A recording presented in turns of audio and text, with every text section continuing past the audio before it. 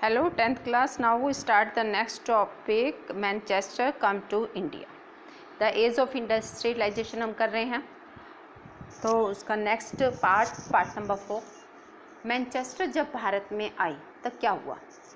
इन 1772, अगर हम 1772 की बात करते हैं तो हेनरी पेटलू जो है वो कंपनी ऑफिशियल यानी कंपनी की तरफ से had ventures to say that the demand for Indian textile could never reduce. तो उन्होंने कहा कि इंडियन टेक्सटाइल की जो डिमांड है वो कभी कम नहीं हो सकती, since no other nation produce goods of the same quality, क्योंकि कोई दूसरी कंट्री है ही नहीं है जो उस क्वालिटी का सामान प्रोड्यूस करे। Yet by the beginning of 19th century we see the beginning of a long decline of textile export from India। परंतु अगर हम 19th सेंचुरी की शुरुआत की बात करते हैं तो हम देखते हैं कि शुरुआत में तो हमारा टेक्सटाइल एक्सपोर्ट जो भारत से हो रहा था वो उसकी जो रेशो थी वो कम हो गई। इन 1811 to 12 pieces good accounted for 33% of India export. 1811-12 की बात करते हैं तो भारत से केवल 33% जो है एक्सपोर्ट हो रहे थे पीसेस गुड। बाय 1850 की बात करते हैं तो नो मोर देन 3%, 3% से ज़्यादा नहीं हुआ था। तो वाई डिड दिस हैपन? तो ऐसा क्यों हुआ और ये क्या इम्प्लीकेशंस हुई थी? As cotton industry develop in England, जब कॉटन की इंडस्ट्री इंग्लैंड में आई, industrial group began worrying about import from other country. तो जो इंडस्ट्रियल ग्रुप था वो चिंतित हो गया कि अदर कंट्री से कैसे इंपोर्ट के बारे में। They pressured the government to impose import duties on cotton textile so that Manchester goods could sail in Britain without facing any competition from outside। तो उन्होंने सरकार पर दबाव डाला कि आप जो है इंपोर्ट ड्यूटी लगा दीजिए कॉटन टेक्सटाइल पे, तो उससे क्या होगा कि जो हमारे मैनचेस्टर्स हैं वो ब्रिटेन में सामान बेच पाएंगे, बेच सकते हैं बिना किसी कंपटीशन के, बिना किसी प्रॉब्लम के। एट द सेम टाइम उसी समय the industrial persuaded the East India Company to sell British manufacturer in India market as well as, और उसी टाइम इंडस्ट्रियल्स ने ये भी ईस्ट इंडिया कंपनी पे दबाव डाला कि वो भारत में भी अपनी मार्केट सेटअप करे, वहाँ भी सामान को बेचे। Export of British cotton goods increase dramatically in the early 19th century. तो उसकी वजह से क्या हुआ कि ब्रिटिश सरकार जो है कॉटन गुड्स एक्सपोर्ट करने लगी, एक तरीके से उनकी जो एक्सपोर्ट की रेशो थी वो इंक्रीज होगी।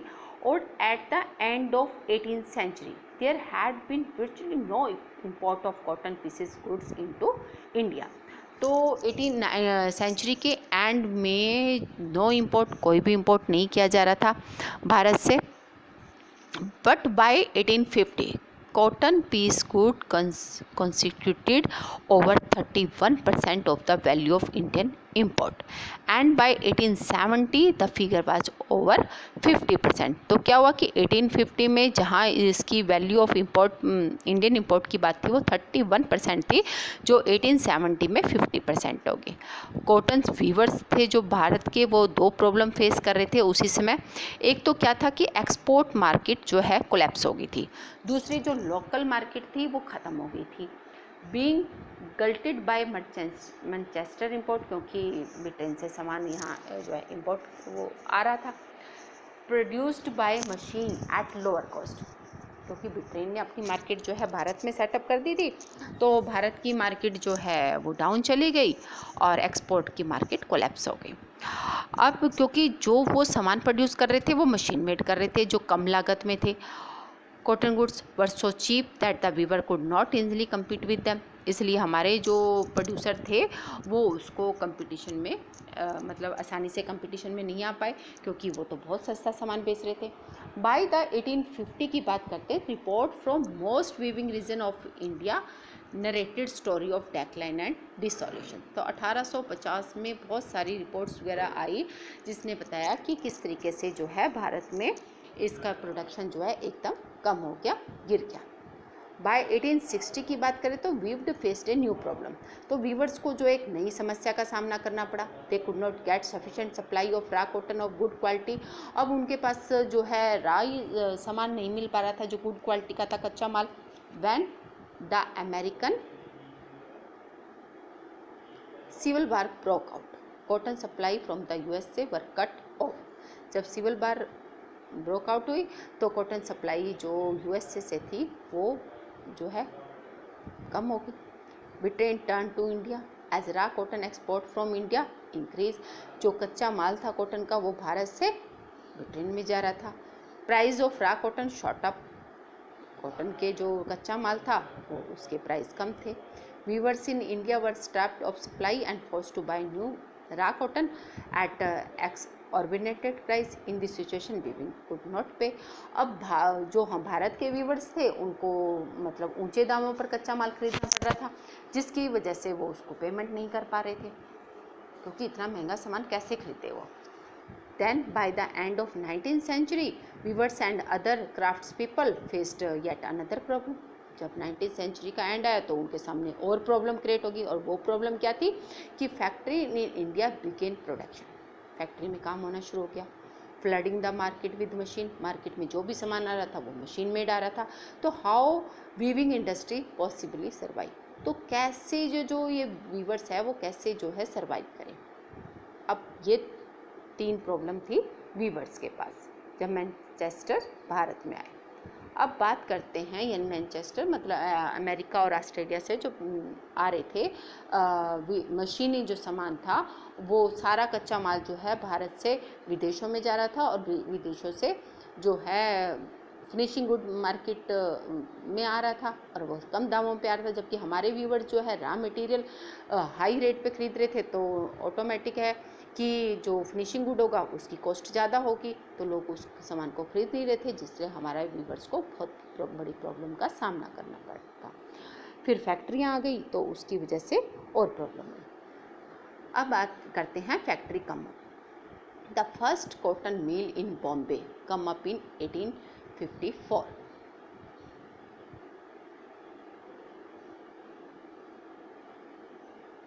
या प्लीज़ 1 वर्ड्स के क्वेश्चन है, इसको आप ज़रूर जो है नोट कर लीजिए कि बॉम्बे में पहली कॉटन मिल कब आई थी 1854 में, and it went into production 2 year, इसने 2 साल तक जो है प्रोडक्शन किया। 1862 के अंदर 4 mills were at work with 94,000 spindles and 2,150 looms, और 4 मिल्स और काम कर रही थी जिसमें स्पिनिंग की जाती थी। स्पेंडल्स 94,000 थी और लूम्स जो है 2,150। अराउंड द सेम टाइम और लगभग इसी समय पे ही एक jute mill come up in Bengal. Bengal में कौन सी मिल आ गई, बंगाल में आई जूट मिल। बॉम्बे में आई थी 1854 के अंदर कौन सी मिल आई थी, कॉटन मिल। और 1855 के अंदर बंगाल में कौन सी फैक्ट्री आ गई बंगाल में, jute mill. And another 7 years later in 1862 in North India Elgin mills was started in Kanpur in 1860।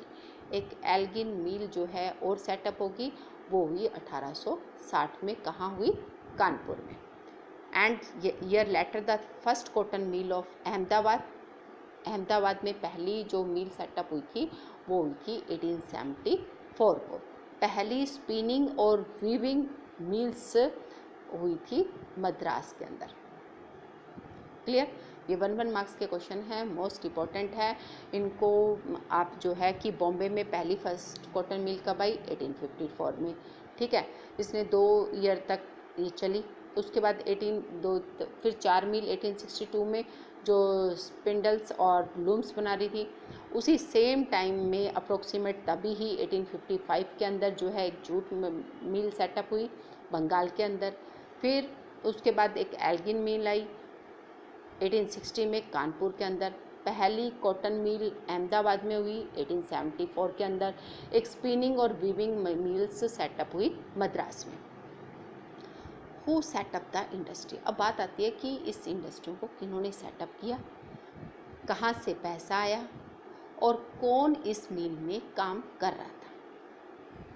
ठीक है, द अर्ली एंटरप्रेन्योर्स। तो सबसे पहले हमारे क्वेश्चन है कि who set up the industry. Industry किसने सेटअप की। The industry were set up in different region by variant sort of people.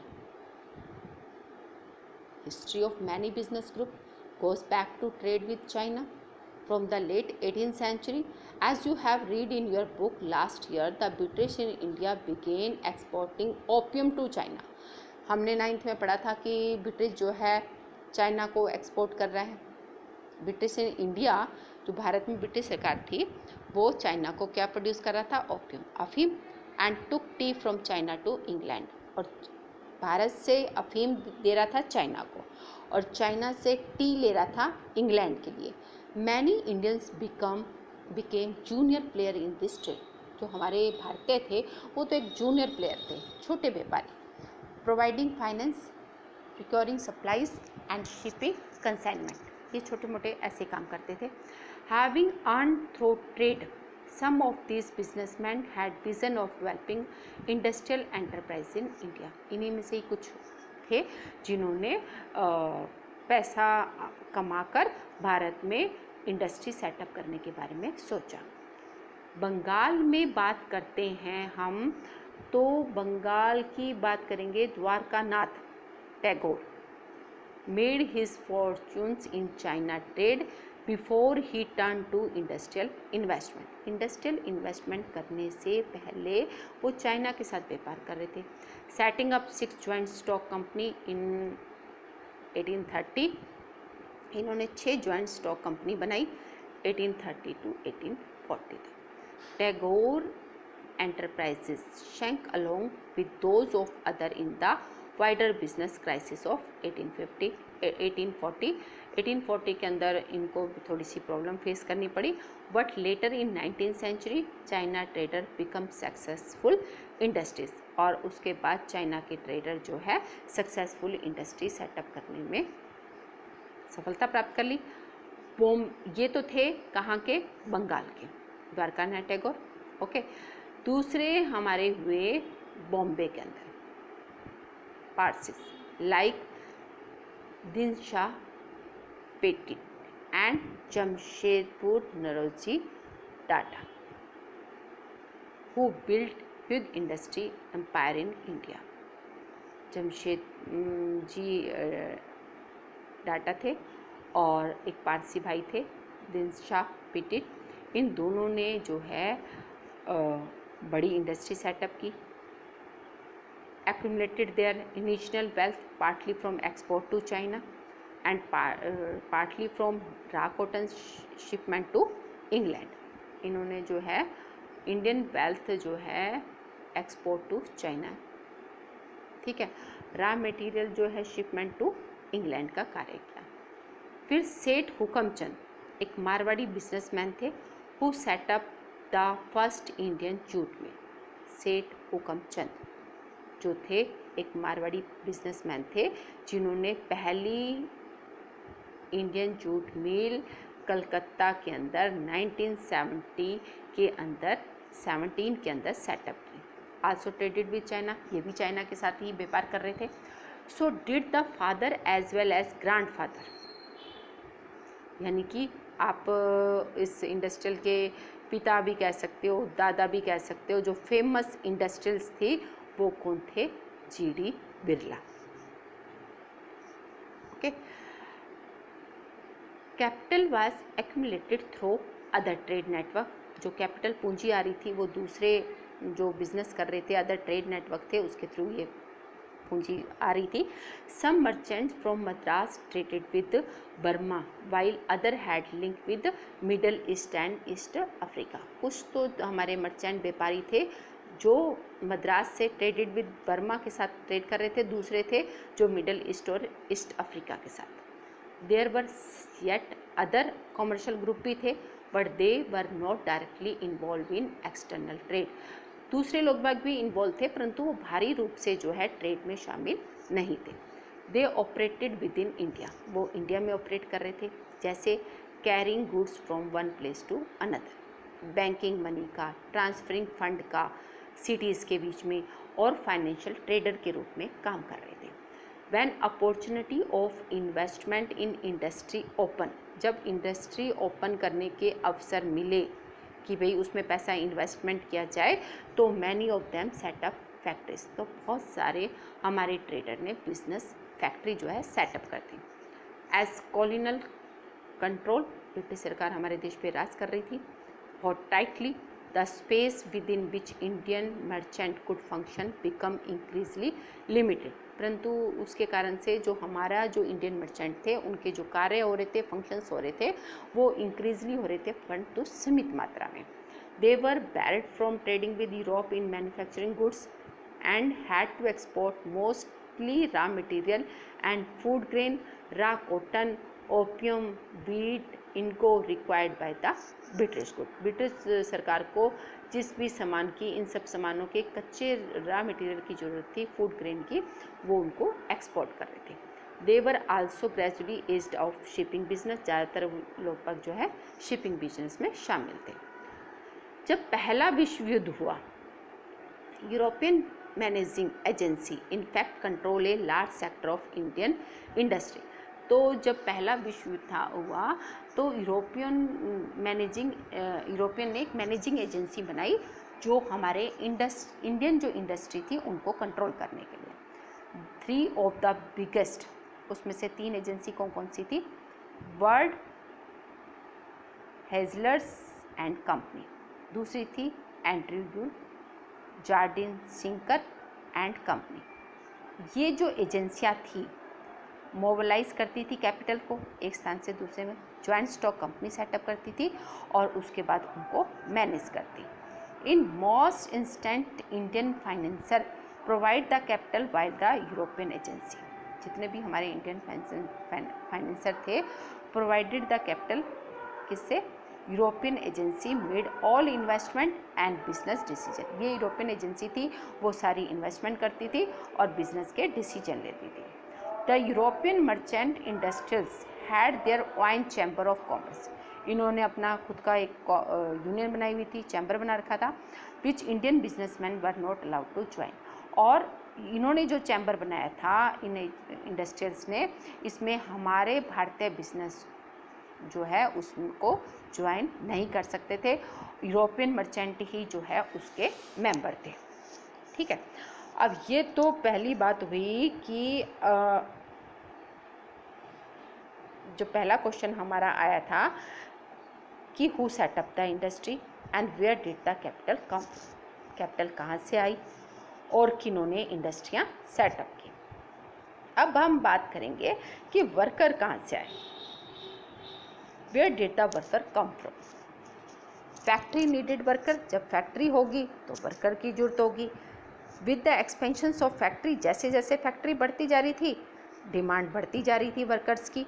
इन 1901 1901 के अंदर there were 584,000 workers in Indian factory, इन भारतीय फैक्ट्रियों के अंदर 584,000 वर्कर जो है ना काम कर रहे थे।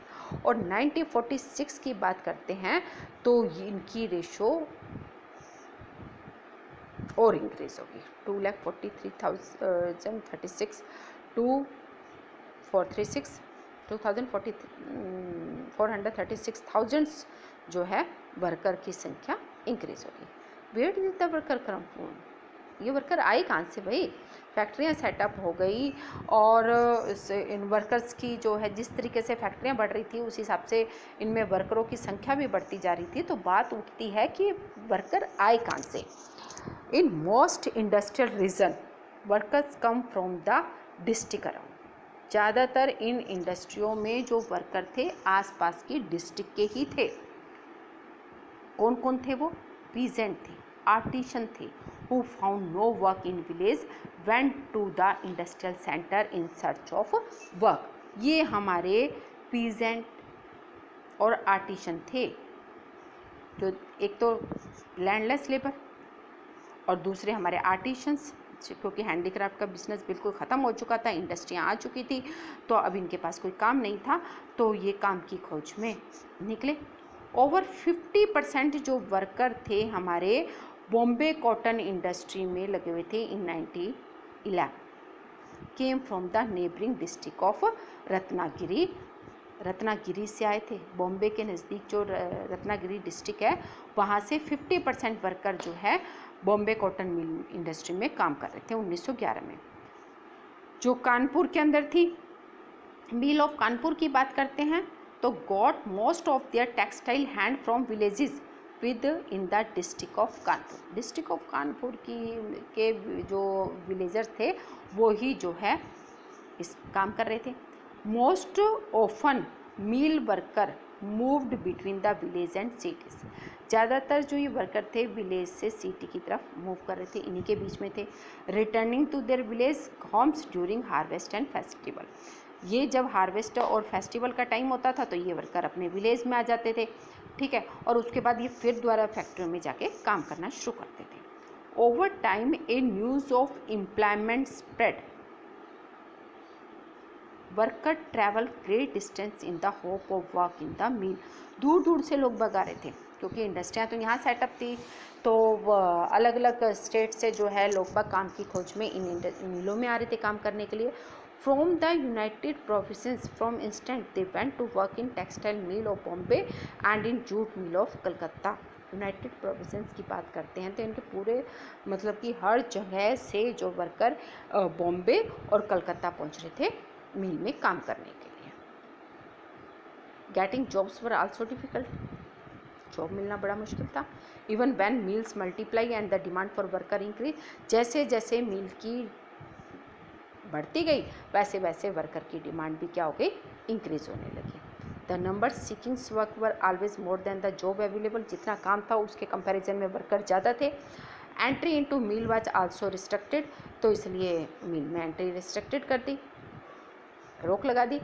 Industries usually employed a jobber to get new recruits.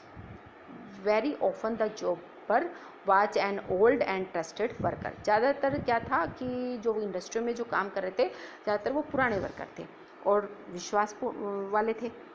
He got people from his village, तो वो क्या करते थे अपने गांव में जाते थे। Insured them job, help them to settle in the city and provided them money in time of crisis. तो वो क्या करते थे वो लोग कि गांव में जाते, क्योंकि वो जो है बहुत विश्वास पात्र हो गए थे उनके, तो वो ही लोग जो है वर्कर लेके आते थे। वो शहरों गांव में जाते, लोगों को विश्वास दिलाते कि हम आपको जॉब दिला देंगे, हम आपको शहरों में जो है सेटल कर देंगे, और उनको पैसे की भी मदद करते थे। The jobber therefore become a person with some authority and power. जो जॉबर्स थे, जो भाई इंडस्ट्री को वर्कर की ज़रूरत है, जैसे आप ठेकेदार भी कह सकते हो उनको, कि उनके पास अथॉरिटी और पावर थी। He began demanding money and gift for his favour and controlling the lifes of worker. तो वो मनी की डिमांड करते थे, गिफ्ट की डिमांड करते थे, ताकि वो है वर्कर्स की ज़िंदगी को कंट्रोल कर सके। Number of factory worker increase over time. फैक्ट्रियों की वर्कर इंक्रीज होती रही। As you will see, they were a small proportions of the total industrial workforce, जो कि टोटल इंडस्ट्रियल वर्कफोर्स का एक छोटा सा हिस्सा था।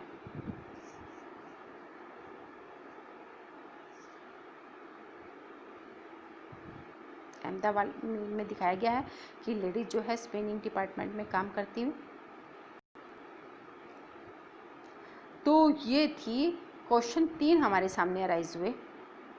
Who set up the industry, where the capital came from and where the workers come from. ठीक है, फिर हमने आज टॉपिक किया कि फैक्ट्री कब आई, कहाँ कहाँ आई, किन लोगों ने फैक्ट्रियाँ सेटअप की, इसके बारे में। तो आप इस टॉपिक को बहुत ध्यान से, जो ये चैप्टर है इज़ मोस्ट इम्पॉर्टेंट, आप इन चैप्टर्स की हर वीडियो को ध्यान से सुने, और इससे रिलेटेड 1 मार्क्स के क्वेश्चन काफ़ी अराइज हुए हैं, तो आप इनको पहले ध्यान से सुने, फिर इससे रिलेटेड नोट्स क्वेश्चंस आप अपने रजिस्टर में नोट कीजिए।